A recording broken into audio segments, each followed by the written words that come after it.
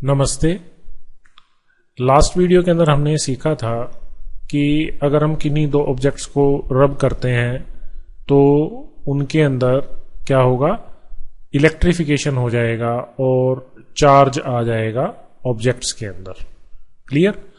तो अब इसी एक्सपेरिमेंट को अगर हम फर्दर कैरी आउट करें किसके साथ, सपोज आपके पास ये एक प्लास्टिक रॉड है, ठीक है, this is a plastic rod, और हमारे पास ये एक मेटल रॉड है। मेटल रॉड की जगह आप घर में कोई भी चीज आपके पास अवेलेबल हो, से स्पून है, स्पून ले लें। So this is a metal rod. अब आप क्या करें, इस प्लास्टिक रॉड को अपने हेयर्स में रब करें और इस मेटल रॉड को भी अपने हेयर्स में रब करें। तो आप देखेंगे कि रब करने के बाद जब आप इस प्लास्टिक रॉड को कागज के छोटे छोटे टुकड़ों के पास ले जाएंगे, क्लियर, तो ये कागज के टुकड़े जो हैं ये इसकी तरफ अट्रैक्ट होंगे। क्लियर? बट अगर यही कागज के टुकड़े अगर आप इस मेटल रॉड के पास ले जाएंगे तो ये इसकी तरफ अट्रैक्ट नहीं होंगे। तो ये थोड़ा सा कंट्राडिक्टरी है। पहले हमने कहा था कि अगर हम किसी भी ऑब्जेक्ट को इस तरह से रब करते हैं तो उनकी इलेक्ट्रिफिकेशन हो जाएगी, चार्ज हो जाएंगे, बट ये मेटल रॉड्स इस तरह से चार्ज नहीं हो रहा है। अब हम इसके अंदर थोड़ी मॉडिफिकेशन कर दें, हम यहाँ पे एक इंसुलेटिंग हैंडल लगा दें, से वुडन हैंडल लगा दिया हमने यहाँ पे। अब इसी एक्सपेरिमेंट को आप रिपीट करें, मतलब इस मेटल रॉड को अब हेयर्स में रब करें और फिर इन कागज के छोटे छोटे टुकड़ों के पास लेके आए। अब आप देखेंगे कि अब अट्रैक्शन हो रहा है। क्लियर? तो ये डिफरेंस क्यों जनरेट हो रहा है मेटल्स के अंदर, और ये जो प्लास्टिक्स हैं, मतलब जो नॉन मेटल्स हैं, उनमें तो कोई प्रॉब्लम नहीं है, इनके अंदर ये ऐसी चीज क्यों दिखाई दे रही है। दूसरी बात, आप एक और चीज नोटिस करेंगे, सपोज इतना हिस्सा of rod that has come under rubbing, तो ये जो कागज के टुकड़े हैं केवल उतने ही हिस्से में चिपकेंगे जितना हिस्सा रबिंग में आया है। बट मेटल रॉड के अंदर आप देखेंगे कि जो ये मेटल रॉड है, ये जो कागज के टुकड़े हैं, ये मेटल रॉड के ऊपर पूरे ऊपर चिपक सकते हैं। क्लियर? और इसमें केवल जो कागज के टुकड़े हैं उतने ही हिस्से में चिपकेंगे जितना हिस्सा रबिंग के अंदर आया है। ठीक है? तो ये जो डिफरेंस है, ये डिफरेंस क्यों आ रहा है, ऐसा डिफरेंस जो है ये क्यों अपीयर हो रहा है। तो इस डिफरेंस को समझने के लिए हमें इन चीजों को बेसिकली देखना पड़ेगा। प्लास्टिक रॉड का यहाँ पे कहें कि नॉन कंडक्टर्स, या हम जितने भी ऑब्जेक्ट्स हैं अब उनको दो तरह से क्लासिफाई करेंगे, इंसुलेटर्स और कंडक्टर्स। अब मैं आपको एक इस्टेब्लिश फैक्ट बता रहा हूं, क्लियर, कि जो कंडक्टर्स हैं, ठीक, ये कंडक्टर्स और इंसुलेटर्स दोनों ही मटेरियल हैं, दोनों ही एटम से मिलके बने हुए हैं, एटम के अंदर इलेक्ट्रॉन्स होते हैं, बट जो कंडक्टर्स हैं इनके अंदर जो इलेक्ट्रॉन्स हैं ये फ्री इलेक्ट्रॉन्स हैं। ठीक है? और दूसरा, कंडक्टर्स के अंदर जो नंबर डेंसिटी है, number density means number of electrons per unit volume, number of electrons per unit volume, that is very high. ये जो नंबर डेंसिटी है इंसुलेटर के कंपैरिजन में, एक तो ये बहुत ज्यादा है, दूसरा जो इसके पास इलेक्ट्रॉन्स हैं, ठीक है, उनमें से बहुत सारे इलेक्ट्रॉन्स जो हैं वो फ्री इलेक्ट्रॉन्स हैं। अब ये फ्री इलेक्ट्रॉन्स इस तरह से हैं कि आप एक तरह से मान सकते हैं कि कोई भी एक मेटल है, कोई मेटल ऑब्जेक्ट है, तो ये जो इलेक्ट्रॉन्स हैं ये गैस की तरह हैं, आप इसको इलेक्ट्रॉन गैस कह सकते हैं, और ये इलेक्ट्रॉन गैस पूरे सरफेस पे, पूरे मटेरियल में अंदर बाहर कहीं पे भी घूम सकता है। ये इलेक्ट्रॉन्स लूजली बाउंड इलेक्ट्रॉन्स हैं। क्लियर? ये चार्ज न्यूट्रलिटी डिस्टर्ब नहीं हो रही है, ऑन द होल तो सब्सटेंस न्यूट्रल है, आपको पता है एटम न्यूट्रल होते हैं। तो यहां पे क्या है, ये इलेक्ट्रॉन्स जो हैं, जो फ्री इलेक्ट्रॉन्स हैं, फ्री इसलिए कि ये कहीं भी घूम सकते हैं। इसको आप दूसरा एग्जांपल समझिए, सपोज स्टूडेंट्स स्कूल में है, रिसेस हुई और हर स्टूडेंट अपनी क्लास से बाउंडेड है, मतलब हर स्टूडेंट एक क्लास को बिलोंग करता है। तो क्लास को आप समझिए एटम है। बट जैसे ही रिसेस हुई तो एक सिचुएशन पैदा हुई कि जो स्टूडेंट्स हैं, now some students are going in playground, कोई खेल रहा है, कोई पानी पी रहा है, कोई दूसरे क्लासरूम में चला गया है। तो उस समय जो स्टूडेंट्स का स्टेटस है that is like a free electron status. तो इलेक्ट्रॉन इस तरह से स्कूल के अंदर घूमेंगे, मतलब एटम के अंदर घूमेंगे, जैसे स्टूडेंट स्कूल के अंदर घूम रहे हैं। इलेक्ट्रॉन्स जो हैं वो मटेरियल के अंदर घूमेंगे और वो फ्री इलेक्ट्रॉन्स हैं, ठीक है। तो उनकी मूवमेंट होती है किसी भी कंडक्टर के अंदर। क्लियर? इसके बारे में और ज्यादा डिटेल और इसकी एप्लीकेशंस फर्दर सिलेबस में आएंगी, बट ये इस्टेब्लिश्ड फैक्ट है, तो हमें केवल इतना ही सीखना है। तो अभी फिलहाल हमारा इससे काम चल जाएगा, ठीक है। तो यहां पे मेटल के पास क्या है, फ्री इलेक्ट्रॉन्स है, वहीं इसके पास फ्री इलेक्ट्रॉन्स नहीं है। तो जब आप इसको रब कर रहे हैं तो रब करने से क्या होगा, इसके ऊपर जो चार्ज आएगा, क्लियर, तो इसके ऊपर जो डिस्ट्रीब्यूशन ऑफ चार्ज होगा वो पूरी रोड के ऊपर फैल जाएगा। क्लियर? और जब आपने इंसुलेटिंग हैंडल नहीं लगा रखा था, क्योंकि आपकी बॉडी भी कंडक्टिंग बॉडी है, तो इसके इलेक्ट्रॉन्स आपकी बॉडी के अंदर ट्रांसफर हो सकते थे या हो जाते थे, ठीक है। क्योंकि इलेक्ट्रॉन्स फ्री थे मूव करने के लिए, तो इसकी जो भी चार्जिंग हो रही थी वो चार्जिंग आपके अंदर ट्रांसफर होती जा रही थी। क्लियर? बट जब प्लास्टिक रोड को आप देखेंगे तो प्लास्टिक रोड में जितने हिस्से के अंदर रबिंग हुई तो वहां के इलेक्ट्रॉन्स लोकलाइज्ड हैं, यहां पे चार्ज की मूवमेंट नहीं होती है। इसलिए केवल उतने ही हिस्से के अंदर जो कागज के टुकड़े हैं वो चिपकेंगे, बाकी के अंदर जो है कागज के टुकड़े नहीं चिपकेंगे, यहां पे सारी जगह चले जाएंगे, ठीक है। तो आगे से हम यहां, मेरा समझाने का पर्पस केवल इतना ही था, ये समझना इस एक्सपेरिमेंट से कि मेटल के अंदर जो इलेक्ट्रॉन्स हैं, ठीक है, जिनकी वजह से बेसिकली जो भी चार्जिंग होगी वो इलेक्ट्रॉन का एक्सेस या इलेक्ट्रॉन की डेफिशिएंसी ही होती है। लास्ट वीडियो में हमने ये चीज कही थी, ठीक है। तो यहां पे बेसिकली जो इलेक्ट्रॉन्स हैं वो फ्री हैं मूव करने के लिए। तो इसी चीज को अब हम फर्दर आगे यूज करेंगे ये समझने के लिए कि जब हमने किन्हीं दो रॉड्स को रब किया, एक रॉड ए है और ये दूसरी रॉड बी है, ठीक है। अब मैंने रॉड ए को रब किया और रॉड बी को रब किया। सपोज ये ग्लास रॉड थी, इसको मैंने सिल्क क्लॉथ के साथ रब किया। ये एबोनाइट रॉड है और मैंने इसको किससे रब कर दिया, फर के साथ रब कर दिया, ठीक है। तो मेरे को ये पता है कि इसके ऊपर पॉजिटिव चार्ज आएगा और इस पे क्या आएगा, नेगेटिव चार्ज आएगा, दोनों की इलेक्ट्रिफिकेशन हो जाएगी। अब मेरे को ये पता लगाना है कि इन दोनों में से किसकी इलेक्ट्रिफिकेशन ज्यादा है, मतलब क्वांटिटी पता लगानी है, मैग्नीट्यूड पता लगाना है कि इलेक्ट्रिफिकेशन तो हुआ, तो क्या इलेक्ट्रिफिकेशन के मैग्नीट्यूड में भी कोई डिफरेंस होता है या नहीं होता है, ये चीज अब हमें एक्सप्लोर करनी है। तो इस चीज की एक्सप्लोरेशन के लिए हम एक डिवाइस बनाएंगे दैट इज कॉल्ड इलेक्ट्रोस्कोप,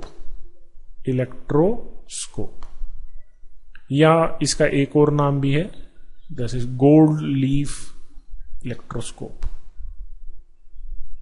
हो सकता है आपने छोटी क्लासेस के अंदर इसको देखा हो, जिन्होंने नहीं देखा तो वो यहां पे इसको समझें। तो गोल्ड लीफ इलेक्ट्रोस्कोप क्या है, हम इसको एक बेसिक तरीके से खुद भी बना सकते हैं। सपोज ये एक ग्लूकोज की बोतल है, आपने देखी होगी, ग्लास की ग्लूकोज की बोतल है। एक ग्लास की ग्लूकोज वाली बोतल लें, इसके अंदर एक काले रंग का ढक्कन होता है, किसका, रबड़ का। उस ढक्कन को बाहर निकाल लें। उस ढक्कन को बाहर निकाल के, ये ढक्कन को हमने बाहर निकाल लिया,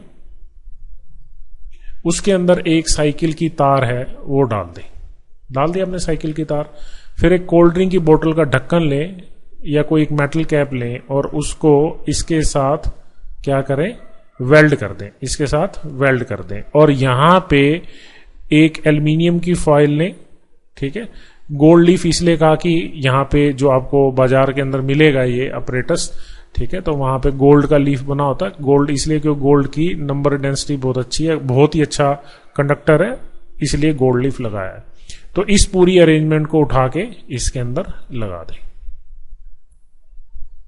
ठीक है। आपने इस पूरी अरेंजमेंट को इस तरह से तैयार कर दिया। ग्लास बोतल में इसलिए बंद किया ताकि हवा की इन्फ्लुएंस से ये जो लीफ है ये गोल्ड लीफ हिले ना। क्लियर। अब आप ध्यान से देखें कि ये जो पूरा अरेंजमेंट है, this is a metal arrangement, ये पूरा कंप्लीट जो है ये मेटल अरेंजमेंट है। इसमें ना तो अभी एक्सेस ऑफ इलेक्ट्रॉन्स है ना डेफिशिएंसी ऑफ इलेक्ट्रॉन्स है। क्लियर। अब हमने पता लगाना है कि ए और बी रोड में से किसके अंदर चार्ज ज्यादा है, या ये ऑब्जेक्ट चार्ज है भी या नहीं है, ये भी हम पता लगा सकते हैं।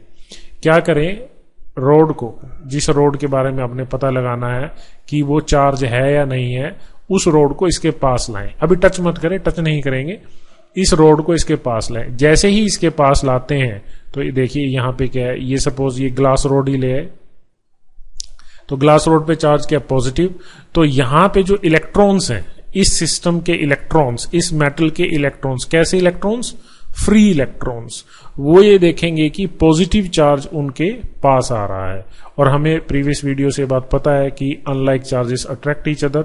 तो क्या होगा, इस पूरी मेटल अरेंजमेंट में इस सेक्शन में इलेक्ट्रॉन्स कंसंट्रेट करना शुरू कर देंगे। तो इलेक्ट्रॉन्स यहां पे आना शुरू कर देंगे। जब इलेक्ट्रॉन्स इस तरफ कंसंट्रेट करेंगे, इस तरफ कंसंट्रेट करने का मतलब रिलेटिवली इसके कंपैरिजन में, तो यहां से इलेक्ट्रॉन्स इधर जाएंगे, इधर कंसंट्रेशन बढ़ जाएगी, और इस तरफ इलेक्ट्रॉन्स की डेफिशिएंसी हो जाएगी, जिसको आप पॉजिटिव चार्ज कहते हैं। तो क्या होगा, अब ये वाला हिस्सा पॉजिटिव, ये लीफ पॉजिटिव, तो यहां पे क्या होगा, यहां पे रिपल्शन होगा, और ये जो लीफ है, लीफ गोल्ड लीफ, ये क्या करेगा, डाइवर्ज कर जाएगा। ठीक, तो क्या होगा, divergence will happen, divergence will take place. तो इसका मतलब क्या है कि किसी भी ऑब्जेक्ट पे चार्ज है या नहीं है, आप इस इलेक्ट्रोस्कोप की मदद से पता लगा सकते हैं। अगर इलेक्ट्रोस्कोप के लीव्स डाइवर्जेंस शो कर दें तो इसका मतलब क्या है, वो ऑब्जेक्ट चार्ज है। क्लियर। अब इन रोड्स को बारी बारी से यहां लेके आए, तो आप देखें कि ये चार्ज जितना ज्यादा पॉजिटिव होगा उतने ज्यादा इलेक्ट्रॉन इधर इकट्ठे होने की कोशिश करेंगे। रिलेटिवली अगर ये नेगेटिव होता तो इस तरफ इलेक्ट्रॉन शिफ्ट करते लीफ की तरफ, और यहां पे इलेक्ट्रॉन्स की डेफिशिएंसी होती क्योंकि इलेक्ट्रॉन्स को रिपेल करते। ठीक है, तो ये क्लियर है। इसका मतलब क्या है कि जैसे ही आप चार्ज रोड को इलेक्ट्रोस्कोप के पास लाएंगे तो इसके अंदर डाइवर्जेंस होगी। जिसके पास ज्यादा चार्ज होगा उस केस में डाइवर्जेंस ज्यादा होगी। So more is the charge, more is the charge, more is the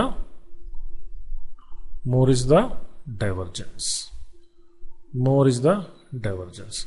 तो इलेक्ट्रोस्कोप क्या है, इलेक्ट्रोस्कोप या गोल्ड लीफ इलेक्ट्रोस्कोप हमें क्या बता रहा है, एक ऐसा डिवाइस है जो हमें ये चीज बता सकता है कि कोई भी ऑब्जेक्ट चार्ज है या नहीं है, और अगर कोई दो ऑब्जेक्ट्स हैं तो उनमें से कौन सा ऑब्जेक्ट ज्यादा चार्ज्ड है और कौन सा कम चार्ज्ड है, आप कंपेयर भी कर सकते हैं। क्लियर। अब हम इसकी एक छोटी सी एप्लीकेशन भी कर लेते हैं। सपोज मेरे पास ये गोल्ड लीफ इलेक्ट्रोस्कोप अरेंजमेंट है, और ये जो सिस्टम है ये पूरे का पूरा जो है पॉजिटिवली चार्ज है। ये पूरा पॉजिटिवली चार्ज कैसे होगा ये हम बाद में सीखेंगे, पर मैं आपको कह रहा हूं कि ये पूरा अरेंजमेंट जो है पॉजिटिवली चार्ज है। ठीक है, यहां पे तो क्या था, शुरू के अंदर ये वाली जो अरेंजमेंट थी ये न्यूट्रल थी। ठीक है, और रोड को टच नहीं किया था तो ये न्यूट्रल ही रहेगी। बट यहां पे प्रायरली ये कह रहा है कि गोल्ड लीफ इलेक्ट्रोस्कोप चार्ज है।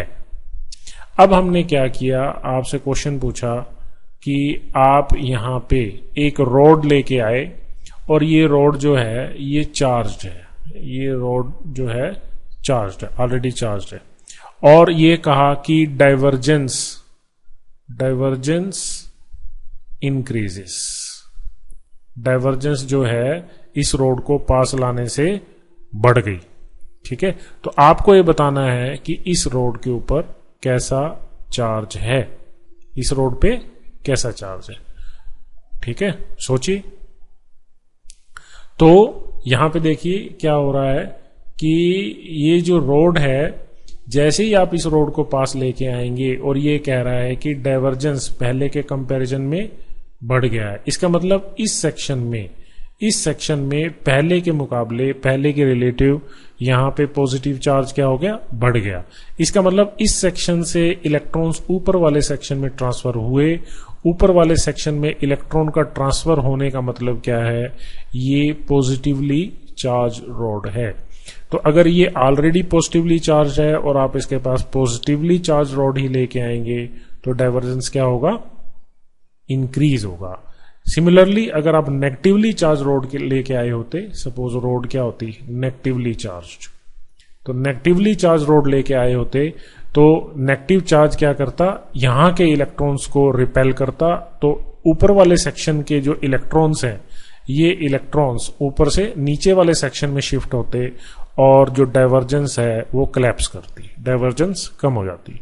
तो ये जो बेसिक नेचर ऑफ चार्जिंग है ऑब्जेक्ट्स की, उसको हम इलेक्ट्रोस्कोप की हेल्प से पता लगा सकते हैं। ठीक है, और आप इस कंसेप्ट को हल्के में मत लें, ये क्वेश्चन भी पूछे हुए हैं इलेक्ट्रोस्कोप के ऊपर। ठीक है, जैसे एक दो क्वेश्चंस हैं जिनको आप डिटेल में बाद में अच्छी तरह से समझ पाएंगे, क्योंकि इस कंसेप्ट के ऊपर बहुत सारे क्वेश्चन पूछे हुए हैं। जैसे मैं आपको ये बता रहा हूं, ये एक इलेक्ट्रोस्कोप है और ये गिवन है कि ये इलेक्ट्रोस्कोप पॉजिटिवली चार्ज है। ठीक है, क्वेश्चन क्या है कि हमने एक कैंडल ली और कैंडल की फ्लेम को इसके साथ टच करा दिया, या कैंडल की फ्लेम इसके पास ले गए, इसकी कैप के पास। तो what will happen to its divergence, divergence का क्या होगा अगर आप कैंडल को इसके पास ले गए हैं। ठीक है, तो इसकी जो डाइवर्जेंस है, द डाइवर्जेंस विल डिक्रीज। अब डिक्रीज क्यों होगा, क्योंकि इस कैंडल के अंदर, कैंडल की फ्लेम के अंदर क्या है, आयंस है। क्या है, आयंस है।